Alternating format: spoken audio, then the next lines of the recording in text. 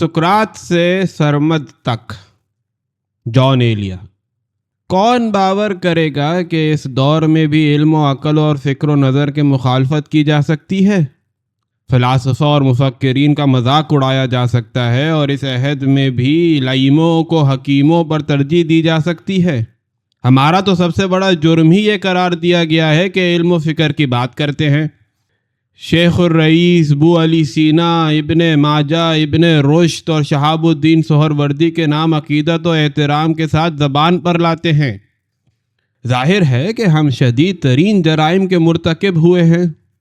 ہمیں ان جرائم کی عقوبت میں وہی اذیتیں برداشت کرنا چاہیے جو حنین ابن اسحاق، ابن رشد، گلیلیو، فردوسی، البیرونی اور ابو الاتحیہ کو برداشت کرنا پڑی تھیں۔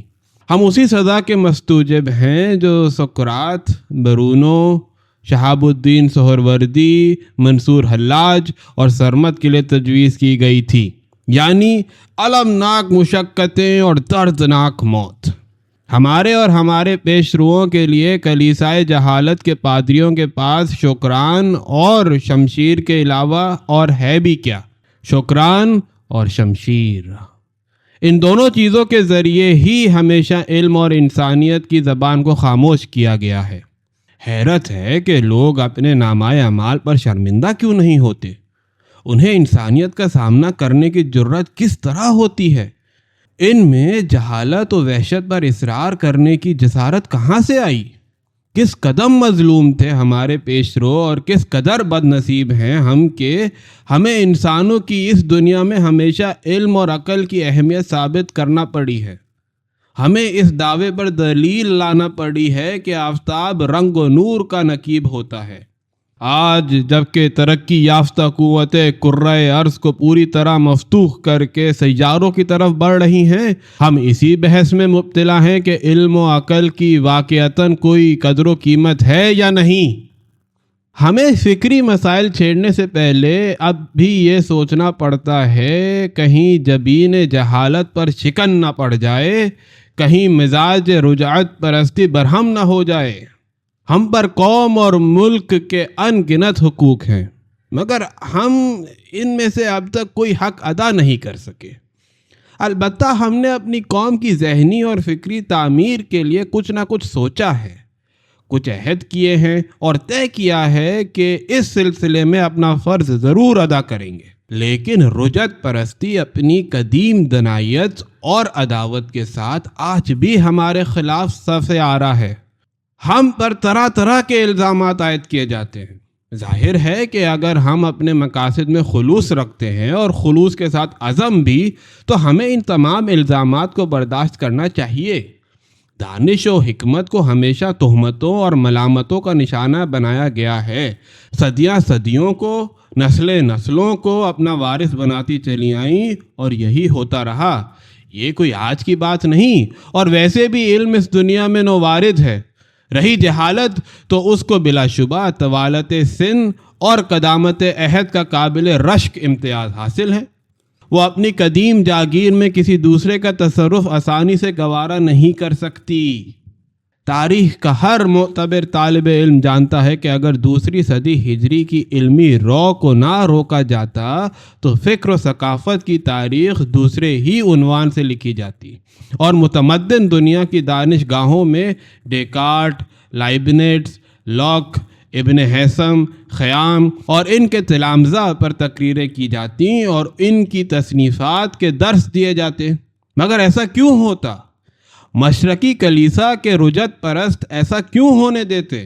مشرقی کلیسا کے رجعت پسند جنہوں نے علوم و افکار کی طاقتور رو کو مشرق ہی میں نہیں روکا، مغرب میں بھی اپنی تباہ کن تصنیفات کے ذریعے اس کی مزاحمت کی اور اٹلی کے عقل دشمن پادریوں کو تقویت پہنچائی۔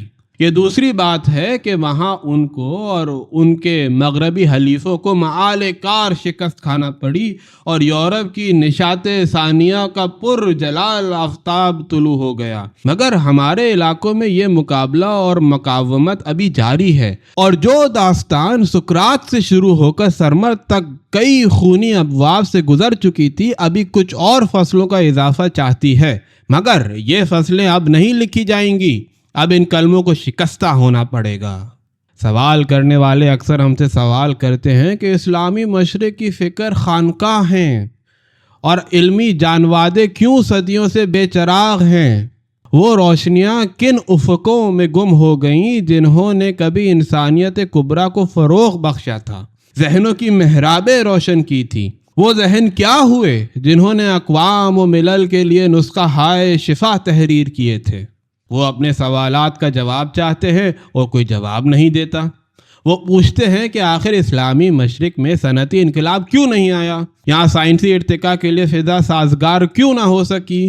کیا اس کا سبب یہ ہے کہ فطرت نے مشرق کے حق میں معاندانہ بخل اختیار کر لیا ہے کہ یہاں نظریات وضع کرنے والے ذہن اور اکتشافات و ایجادات کرنے والے دماغ پیدا ہی نہیں ہوتے، یا پھر یہ کہ ہماری زبانوں ہی میں یہ صلاحیت نہیں کہ اعلیٰ نظریات و افکار کا ذریعہ بن سکیں؟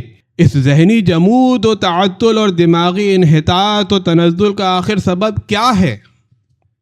بتائیے، ان سوالات کا جواب کون دے؟ کیا ہم جو اس تباہ کن صورتحال کے خلاف جنگ کر رہے ہیں، یا وہ جو اس صورتحال کے ذمہ دار ہیں، جن کی علم دشمنی اور ارتقاء گریزی نے یہ سوالات پیدا کیے ہیں، جنہوں نے ماضی میں یونانی، اسکندرائی، بازنطینی اور عجمی علوم و افکار کو عقلی مغالطوں سے تعبیر کیا تھا اور ان تمام تصنیفات کے دیکھنے اور پڑھنے کو حرام قرار دے دیا تھا، جن میں فلسفہ و منطق کی اصطلاحات ہوتی تھیں، جنہوں نے محققوں، دانشوروں اور فلسفیوں کے لیے قتل کے فتوے صادر کیے تھے، جو تاریخ کی اندھیری گلیوں میں رہزنوں اور قاتلوں کی طرح مارے پھرتے تھے تاکہ اگر شاہراہ علم و ارتقاء سے کوئی معارف بدوش اور حکمت متاع قافلہ گزرے تو جھپٹ کر حملہ کر دیں۔ آج بھی رجعت و جہالت کی تاریک کمی گاہوں میں بیٹھے ہوئے دانش و بینش کی روشنیوں کو اپنی عداوت و نفرت کا ہدف بنا رہے ہیں۔ اسلامی مشرق کی ذہنی، اخلاقی اور تہذیبی پسماندگی کا سبب انہی سے دریافت کیا جائے اور بجبر دریافت کیا جائے۔ مشرق یقیناً صدیوں سے پسماندہ ہے، مگر اس کا یہ سبب ہرگز نہیں کہ یہاں اختراع و اجتہاد کی صلاحیت رکھنے والے ذہن پیدا نہیں ہوتے، اور عقل کا تخت رواں صرف یورپ ہی میں نازل ہوا ہے۔ نہ ہم یہ مان سکتے ہیں کہ ہماری زبانوں میں کوئی نقص ہے۔ ہم فرانس کے مستشرق ارنسٹ رینان کی یہ بات تسلیم نہیں کر سکتے کہ عربی فلسفیانہ مسائل کے لیے موضوع نہ تھی۔ یہ سب کچھ غلط ہے۔ اسلامی مشرق کی فکری اور ذہنی زوال کی ذمہ داری صرف ان لوگوں پر ہے جو دوسرے صدی ہجری سے لے کر آج تک علم و فکر کی مزاحمت کرتے رہے ہیں اور کبھی چین سے نہیں بیٹھے۔ سر سید کی مسائل شناسی، عقلیت پرستی اور روشن خیالی کو انہوں نے کفر و بدعت سے تعبیر کیا۔ قائد اعظم کے خلاف انہوں نے سازشیں کی۔ پاکستان میں ان کو شرمندہ ہو کر منہ چھپا لینا چاہیے تھا، مگر یہ اپنی مفسدہ پردازی پر قائم رہے اور عجیب طریقوں سے سازشوں کے کمار خانے چلاتے رہے۔